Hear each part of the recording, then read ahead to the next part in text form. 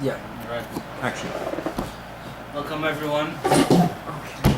Weekly Tanya Class. We're supposed to study today chapter 45.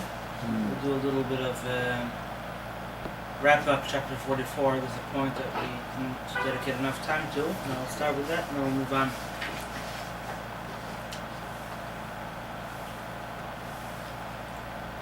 We learned in chapter 44 about two tremendous loves that exist within every Jew.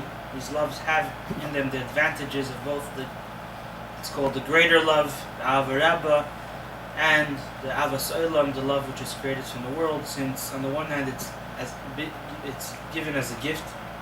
Every Jew contains within him the capacity to love Hashem in these two ways. And at the same time, they also are not something that are given, free. You have to uncover them from within yourself, so they have that advantage of the effort that's put into it. So, a person, let's try to also always remember how Tanya is not a book that was written in theory, and it's a theory that that's being tested and practiced. It's the other way around. The Tanya originated from advice that was given, real life, live advice. The Alter Rebbe gave his Hasidim, and then the Alter Rebbe recorded it all in a book form. So it's really all a way to look at the whole Tanya is as conversations, as back and forth between the Rebbe and a Chassid. He's directing him in service of Hashem. So you could imagine that what the Alter Rebbe says in the last, the final lines of chapter 44 is in response to a chassid who was taught that there's something called wrapup, which is being given as a gift, which is a great level that only great tzaddikim achieve. Then he reads that there's avas olam, something that every Jew could achieve, and then the Alter Rebbe says, you should know that there's a love, and that's a very avas olam, the love, the worldly love, the love to Hashem that comes as a result of the world of meditating and contemplating on the fact that everything in the world was created by God. So would be foolish to exchange the to love the creation rather than the Creator. If the creations are so awesome and amazing, how much more so is the Creator? Kal v'chomer. Kal v'chomer. So then the Alter Rebbe 44 tells us, now you should know that within you contain two kinds of love. He said the love of life and the love of a son to his father. That you, as a Jew, this is part of your DNA, this is who you are, you have this ability. And you should know this love is something that is not every Jew has, and contains in it all the advantages of the two types of love. So now, as we learned already earlier in chapter 41, that to create love to God is something achievable, but not something simple. It takes a lot of work, a lot of consistency, a lot of dedication, especially in our day and age, where thinking is something that we're not used to doing. We're very instant people. Yeah. So we could think. When it really matters, we think. In Yom Yom, it says a very interesting, makes an interesting observation. When you read, when you study the Talmud, the Gemara, the laws of the laws of ksubos, marriage contracts, divorce. So you discover how sometimes these ksubos and these different issues would end up in Beis Din, different disputes would end up in court. And who are the two litigants? It's the husband and the wife. And the whole Gemara is filled with these deep discussions, deep legal arguments that are raised by a woman. And not the fact that the reality, the fact of the matter was that at the time of the Gemara, women were not educated as they are now. What type of education they were not? What type of education? Any. Especially legal and Torah education. Oh, okay. Halacha.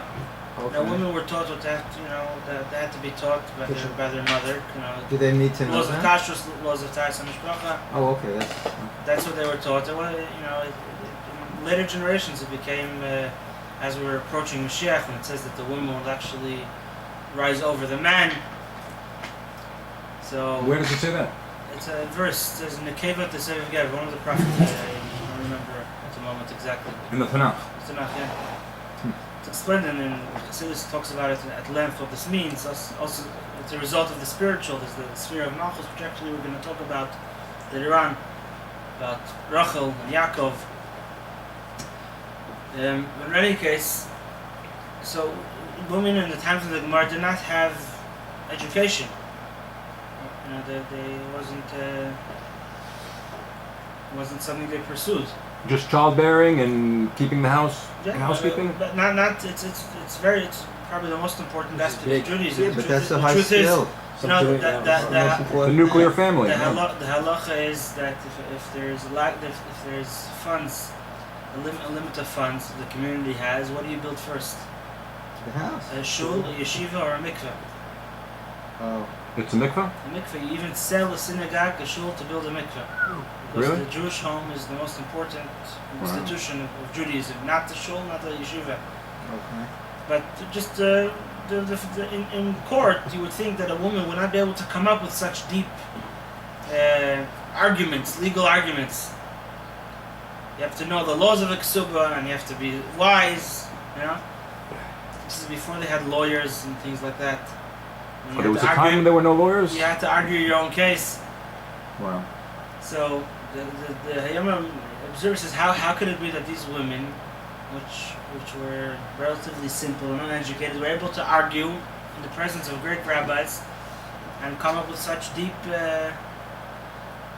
deep intricate arguments? And the Hayama reaches the conclusion that when something matters to you, you bring out your best. The lack of education of the women in those times was matters that didn't pertain to them, but when it meant their own livelihood and their own life, their own situation, even a person with weak talents and minimal education or even less could come up with the greatest and deepest thoughts. So I'm saying that Because it was important to them. it was important to them, and that's why when it's important to you, you work hard. There's a famous story in the 70s about a woman who her child fell under a car, and she lifted the car up on her own to save her own child, which is something she could not have done regularly. Adrenaline, huh? Yeah, when something matters to you, it unleashes powers that you yourself did not know that you had. So I'm saying, as much as our generation is instant and we're not used to thinking a lot, but if it matters to us, these ideas of the service of Hashem, we could come up with the time and the brain space and to create these emotions. But it's a process. It takes a while. So our resources naturally are limited. How much time, especially people that are that are not in yeshiva, people that have families, people that work, that need to make a living. Where do you get the time? You have this kind of love and that kind of love, and the love of the son, and the love of life. Every love, to create an emotion, takes hours and hours of meditation. So you have to prioritize. So the Alter is addressing over here something which a chassid may say. He said, okay, you just told me that these two loves that I don't have to create, I have them within me, and they also contain the advantage of a love that I do create because I have to uncover it, so I should just focus on these two loves, which have in them, they're like a kind of a super love. They have everything, all the good, all the aspects. Each type of love has an advantage over the other. These two loves include both. They're part of every love, so might as well just focus on these and forget about the regular Avas Olam, the love of God, which comes from contemplating God's greatness in creation and then understanding that the creation is like we went earlier. It's eternal life compared to limited life, which is obviously, you should connect to the eternal life, not to anything limited, any creation. You can connect to the Creator. So we would just pass that type of love and not deal with it, because we have it in this love that we already have within us. It's included. Why should I dedicate time? So the Alter Rebbe tells us that two things why we have to focus on that type of love as well. That's a third love now we're talking about? Huh? It's a number 3 love? There are 3? They're Ahavat Olam, Ahavat... Ahava Rabba. Yeah, Ahavat Those are two Rabba. general types. What's the other one? Ahavat Rabba. Ahava Rabba is the great love, the love that's given as a gift. Right. Ahavat Olam is a love which you create on your own. And what about Ahavat Hashem? These are all types of Ahavat Hashem. There's Ahavat Hashem in this way, Ahavat Hashem. Now it's all obvious, it's all about Hashem. And in chapter 44, he tells us there's two particular loves to Hashem. A love, like a person loves Hashem, like since he sees Hashem as a source of life, like he loves to live. And the other one is the love to Hashem, like Moshe Rabbeinu had, who said the love of like a son who loves his father and is ready to die for his father's sake. Are those like distinct from the former two? So now we're talking about four? Right. So we said that they're distinct from the former two, but they actually, each of them contains both. Each of the former two. Each of the latter two contain both. Contain both aspects of the former both. Yeah. On the one hand, it's something which is within every Jew in his soul. Mm-hmm. Just like the Ahava Rabba, which is a gift, you don't have to create it. It's there. God gives it to you. If he gives it to you. But this he does give to you. This one he does, because the former one he basically doesn't. It's very rare. Very rare, but this is a love that God gives to us. It's got to be instilled within our neshama. What's it called again? This is Ahavat... Both of these. It's called the Nafshi V'Sicha, sometimes it's called. And the other one is the Avas Kibrodi Ishtadel, Aramaic word, like the son who cares for his father.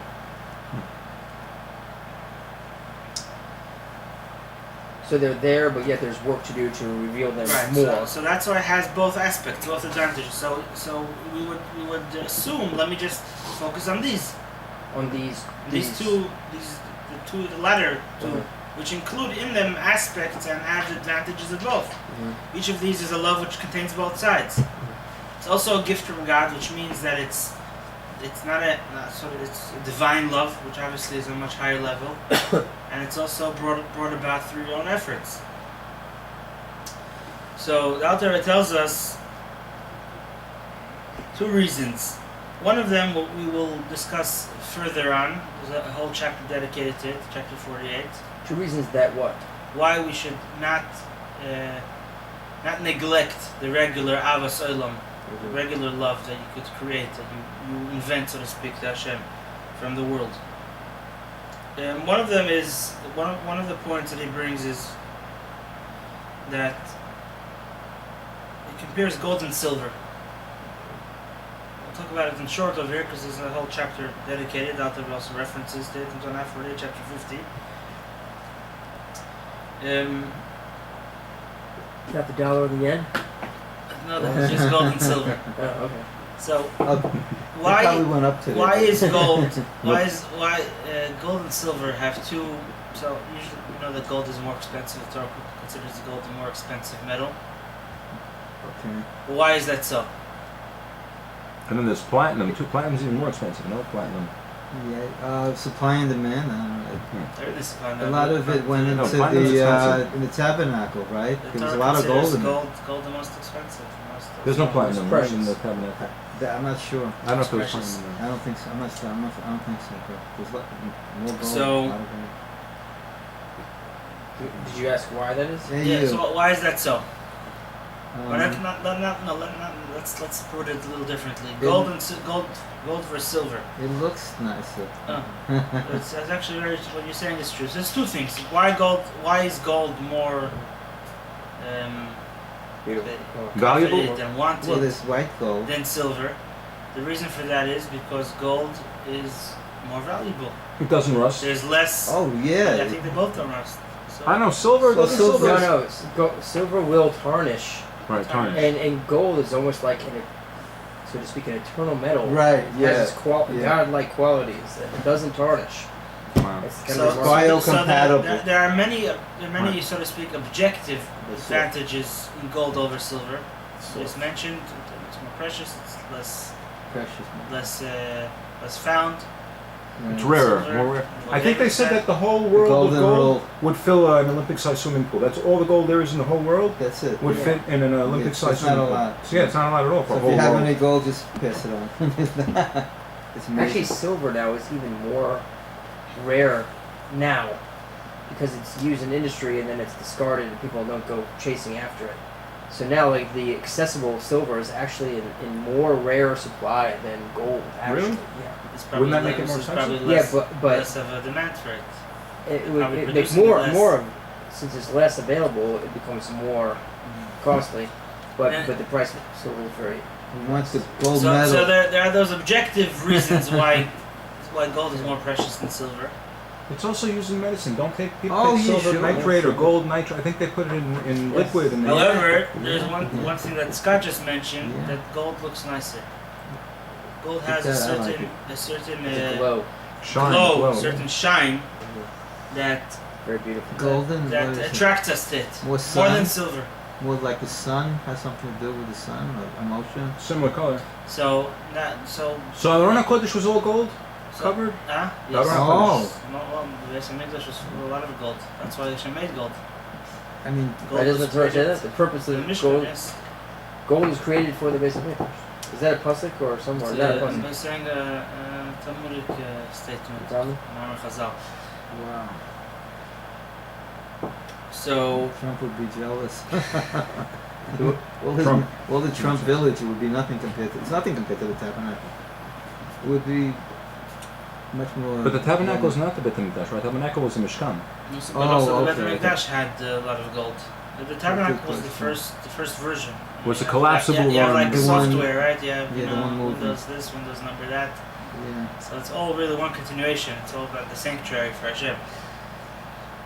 Okay. So in any case, so gold and silver have a certain it's gold versus silver. So the gold has a certain shine which attracts a person, yeah. Then. and it's not necessarily. In other words, even if someone is uneducated about the difference of gold and silver, he's going to go for the gold more than he'll go for the silver. Go for the gold. Go for the gold. Even if he doesn't know that it's more precious. Like a Why kid. is that? Like Like a, Right? Yeah. Why is the kid going to be attracted to gold more than silver? He has no idea that it's worth more. There's something about it Shine. beyond its value that attracts him. And the Alter Rebbe is taking this principle and applying it to this discussion over here. We have two types of love. By the way, the word for kesef, silver, means love, means yearning. Kesef means nichsof nitzafti, I yearn. So there's two types of love over here we're talking about. One is a love which is created from contemplation of God's creations in the world and then understanding that this is just His creation and how much greater is the Creator. And another one is a natural love which is within you, has in it aspects that are greater than this Avas Olam. However, regardless of which of these is more valuable, actually these loves that Hashem put into us are more valuable. Happens to be that the love that I will create from within myself, not the love that I'm given by Hashem, will have the advantage, the shine of gold. Maybe not the value of gold, but the shine of gold. And the reason for that is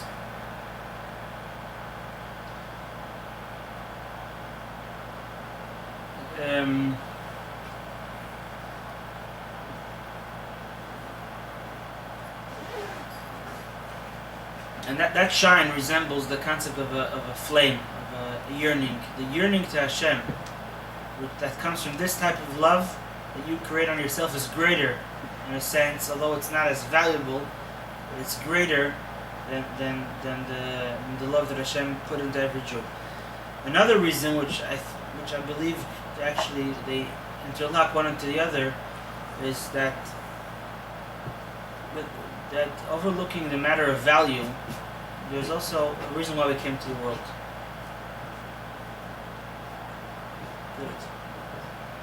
Sometimes people are surprised to hear that.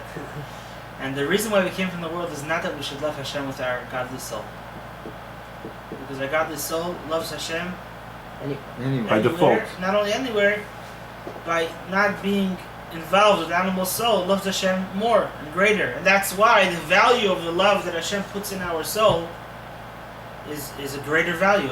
It's worth more than the love that we would create on our own, so to speak. Worth more to who? What value is to someone? What do you mean valuable? What do you mean valuable? Selling it? Valuable means it's a better quality product. Oh. It lasts longer. It's stronger. Better quality. It's a higher trait. Yeah, it has in it a lot of advantages, which the animal soul doesn't get close to it. However, it's like, if you live in a place, that where gold is not an accepted commodity, and you amass gold, so you may be rich, but you're not gonna be successful in business. You gotta get the paper dollars. Not gonna pay for the pizza. That's right. You're not gonna pay for the pizza. You're not gonna go. People that have gold is valuable, but to get things going over here, we need sometimes something which is of less value. By the way, there's an expression: bad money drives out good. Bad money drives out good. What does that mean? Meaning the money that's in circulation is going to be the lowest possible quality money that's acceptable for the economy to function. Because good money, people want good money. You want to keep it. You want to keep it. If you can spend something else, you will, and you'll keep the gold or the silver in your house, and you'll use it. So what actually moves the economy? The bad money drives out good money. So bad money, less. That's the point that he's saying over here. So the Zohar says the reason why God created the world, when we're saying the world means particularly our lowest world, is because he wanted, one of the reasons, it's not the ultimate reason, but one of the reasons is because he wanted to become known to man. And the godless soul does not have to become known to the godless soul. The godless soul is him, it's part of him, and knows him, therefore. When the Zohar says that God created the world in order to become known to man, that means the animal soul. And the higher quality love, I love God because he's my life, and I love God because he's my father, that's all natural, it's all built into us, and therefore it doesn't involve the animal soul in the process. It's a type of love to Hashem which ignores the animal soul. You love Hashem by rising above yourself, and the purpose is that yourself should be transformed, your animal soul. And the Avas Olam, it's interesting that this is the way we describe it. Love to Hashem which comes from the world. In other words, this is a love for Hashem that comes from the lowest. It uses the lowest world.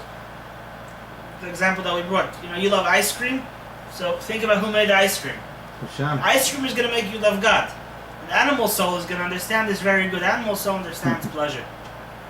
That's what it does best. It's like a basic instinct. Has a good time. And the animal soul gets that the best. And you take that direction and get the animal soul to get to know God. You like God's creations. Wait until you meet the Creator. And the animal soul appreciates that. Like I think I mentioned earlier that Rabbi Levi Liberow was a great Tzemach Tzedek, the third Chabad Rebbe, said that he has 2.5 Chassidim. The half a Chassid was Rabbi Levi Liberow. Rabbi of Parich was a great tzaddik. Why? Because half of him was on the level of a Rebbe. So he was not a complete Rebbe, but he was a half a Chassid, not because half of him was not a Chassid, half of him was more than a Chassid. So he once said, many times, this is something that he would say, that if Balei Hano, if people who like to indulge would know how delightful godliness is, they would drop all their pleasures and want to study Chassidus, want to learn about God. It's just that we're not aware. We didn't develop a taste for the best. So we're stuck with the consolation prize. Yeah. I tell someone, you didn't taste it, that's why you don't like it. Sometimes people wonder why do you like wine? Why do you like beer? Why do you like steaks? To taste it, you'll know. So this is, I think, also the reason why it doesn't say it clearly over here, but I see the connection between these two reasons. Why think about Hashem if you could deal with a higher quality of love? Why deal with the lower quality? First of all, it creates a greater excitement. It wakes up the Never's Bahamias. And second of all, it gets into the Hashem Saval. And the truth is that one depends on the other. The godly soul is not a passionate soul. Passion is not a divine trait. Because no control. Passion, no, because not only too hot. No, it's not. You can control the passion. Okay. But the reason why the godly soul has no passion towards God is because just like God doesn't have passion towards God. Why? Well, we just lukewarm. What is passion? What passion is born out of a lacking. When someone lacks something and he's shown the way to get it, he has a passion to it. Something's missing. Something's missing, so you have a passion to what you're lacking. Something that you have no passion towards. The godly soul doesn't. It's God. part of Hashem. It's a part of God. It isn't like in the second chapter. So therefore, it doesn't have a passion. What about towards the fact godliness? that The animal soul could have passion to godliness. Once you get the animal soul, you have it get to know Hashem. It's gonna have a great passion to Hashem. So these two reasons why a person must involve himself also in the lower level of love, although it's lower, it brings that actually fulfills the purpose of creation, of getting the animal soul, getting man to know God. What about the fact that the divine soul is inhibited? It's inhibited in being attached to Hashem because of the animal soul. So does that create a passion in the divine soul? Since it's blocked from being with Hashem, does that create in it a longing to be in the soul, in the divine soul, in the divine soul itself?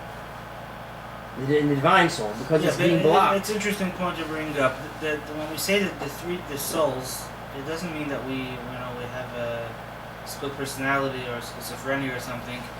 Souls, the animal soul, the godly soul, they actually, one of the things that we learned in chapter 6, I believe, is Zeluma said God created animal soul as a identical copy of the godly soul. The animal soul and the godly soul work exactly the same way. The mechanism is precisely the same. So where did it go wrong? God made it. God made it. He made it like it's just that the intellect of the godly soul is programmed and designed to understand godliness, and then the love and the fear. It's all about for Hashem. The animal soul is exactly the opposite. It understands what's good for itself. It loves what benefits itself. So it's the flip side. Right, exactly. It's a mirror image. And when the two of them come together, they don't act as one, as two distinct souls. It's me, and I have within me a pull to two opposite directions. These are the two souls, and therefore, when whatever side wins, it's not like the other side could hold its ground. So, okay, you go do what you want, and then come back. One of the things the Rebbe was very against was studying in college. The Rebbe? Yeah. I thought he studied in college. That's why. That's the reason. Never said that once. Really? Interesting. Once, and particularly, it's there's two aspects. First of all, the concept of the secular education, right, which is not good for the neshama, and and more so the depraved morality level on college campuses, which was not. It wasn't, still is not a place for a good Jewish boy. But when they ever said this in America in the 50s and 60s, tell a Jewish family, your son shouldn't go to college. What? Won't be a doctor. Won't be a doctor. Another joke, they say. How am I going to live? They say a woman is on a flight, all Jewish, Yiddish mama, and she pulls the stewardess and says, "Is there a doctor on the plane?" So she thought she was a heart attack or something. So they announce, "Is there a doctor on the plane? Come to seat 48C." So the doctor comes and he comes with the lady. So he says, "You're a doctor?" So he says, "Yeah." He says, "Please meet my daughter." This is something I'm sorry to interject. Ha'azinu, which is read during the 10 days between Rosh Hashanah and Yom Kippur. This song It's the gematria is 79, which is the atomic number of gold. Oh yeah. So they're talking about the Baal Shem Tov. It's unbelievable. Okay. This is unbelievable. The atomic weight of gold is the gematria of the song. Oh, Hazinu? Hazinu. Interesting. Incredible. What does Hazinu mean? Listen. Oh, listen. Pay attention. It's Pay attention, you got gold here. yeah, there it is. That song is how many pastiks is that song? 50, 60, 70? It's like Oh, it's a long song? it's not a short song. It has to Oh, be Oh, at parasha. has to be at least 15 pasuks, I think. Yeah, 50. so It's a lot. when Wow. they're you know they were told so there was kids who came, they studied in Jewish schools, talking about even traditional religious families. It was a big deal, So one time someone raised what you just said. Someone said, "Why are you against you yourself went there?" Just that therefore I know what it is. I could warn people from getting involved. There was someone who was able to extend it. In any case, one time the Rebbe told there was a young boy who learned in the yeshiva in 770. He was intending his own or his parents' pressure, but he wanted to go to college. And the Rebbe told him what he thinks about it. He told him you should know that since you are connected to the Rebbe, sort of referring to his father-in-law, but also to himself. So you and the Rebbe go together wherever you go. You're together. So it's one thing about schlepping yourself to such a lowly spiritual lowly place, but how do you have the heart to take the Rebbe with you there? So, the point that I'm making is that animal soul and the godly soul, they're trapped in one body. So whoever I decide to follow, I take along with me both souls. And that's why the soul is rewarded in the world to come. Which one? Which one? Which Both. soul? Both. They're both rewarded? They're both rewarded. It says in the first stage of reward is for the godly soul in Gan Eden, and then the body and animal soul is rewarded. That's the idea of Tchias HaMesim, of resurrection. Why is it so important that the body resurrect? Is because God has to reward the body for the good things that it did. And they both take part since they both were involved. It's similar to the famous story in the Medrash that is from the Gemara that on Shabbos 2 sets of angels come along with us from Shul, the good angels and the not good angels. And if the home is ready and prepared, so the good angels say, "May it be so next week," and the Medrash concludes that the evil angel is forced to answer Amen and to affirm this blessing. Those works that they're around. Why is that so? Because they go together. The angels are they're you. Whoever wins over. There's no. If you win entirely. You get the other side also into it. So back to our topic. The battery's dying. Is there a way to plug it in somewhere? Or not? Charger. The charger. It only works on a computer. Whatever we'll get. This one has, but this one, it's a different adapter. How long does it have on it? Doesn't say, but it's flashing that yellow. You don't have the plug? The problem is the charger is broken. I have the power. I just need the plug. If it's separate. But it's a mini, not micro. Mini SD. Yeah, mini SD. If you have it, I could plug it in. Okay. No.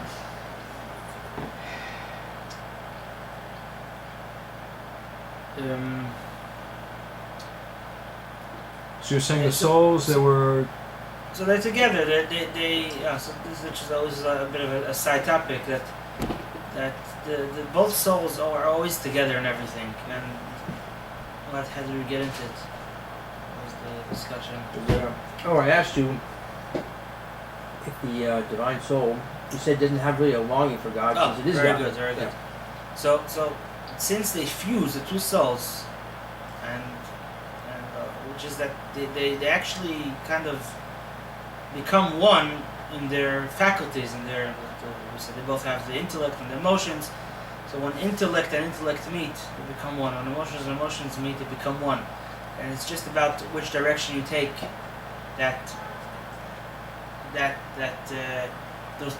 the combined souls. So therefore, the animal soul, when it starts loving God, it brings along, even to the godly soul, the passion. But it's not something which is intrinsic to the godly soul. Passion is not... When the godly soul does separate from the body, after a person passes on, he doesn't have passion. Passion is not something that doesn't continue. The godly soul only gets to experience passion when it's connected to the animal soul. Passion for God. So when a person dies, what happens to the animal soul? The animal soul remains in the body, and really kind of ceases to live. But it's that Tchias HaMesim, resurrection, the body, even the Jewish body also lives on. but it's not physical as I understand it. So how can if it's not physical, it stays with the body as a non-physicality somehow? The animal soul is the spirituality of the physical. Right. And as long as It's the attached physical to the. remains, something of it remains. That's why now obviously it's not as when the body dies, it's not as active, but even the body has So it's dormant somehow when the. exactly. Oh wow. And in the body, and when Mashiach comes, Hashem will rebuild the bodies from a little bone, The loose bone. Wow. Wow. And the animal soul. The animal soul comes together with the body. It's the Oh, okay. it's the life of the body. It stays with the That's body. what it is. So what happens with all these emotions? I'm saying it remains. They They're not stay- active because the body is not active. It's but deactivated. It's once the okay. body comes back to There life, is a torture for the soul, which soul? the animal soul. There's no torture. That's what the animal soul does. The animal soul in the body tries to do the emotions, the grief of the body, everything. You're saying when it's dead, it's trapped. It's like a credit No, card but that it can't doesn't. do anything. I don't think it senses it that way. It just stops. it doesn't A go- cow dies. A cow dies. It's not. It doesn't die. I would think it just dies because it's not. It What? doesn't die. The cow. No, the animal soul. It's The cow dies and it's gone. The animal soul, since it's a Jewish animal soul, so the body of a Jew is eternal. Even The when body- it dies, So you're saying not that eternal doesn't live on eternally as. Will be eternal maybe. In other words, the fact that it will come back to life Back. is a sign of a certain eternity that it has. The Gemara brings a story how one of the Roman emperors tried to destroy the loose bone and he was unsuccessful. Oh, try. Anyway, You knew about it? yeah, Oh wow. he tried to challenge the sages that this is indestructible bone, and it's tiny, but it's something that cannot be. It's like an atom.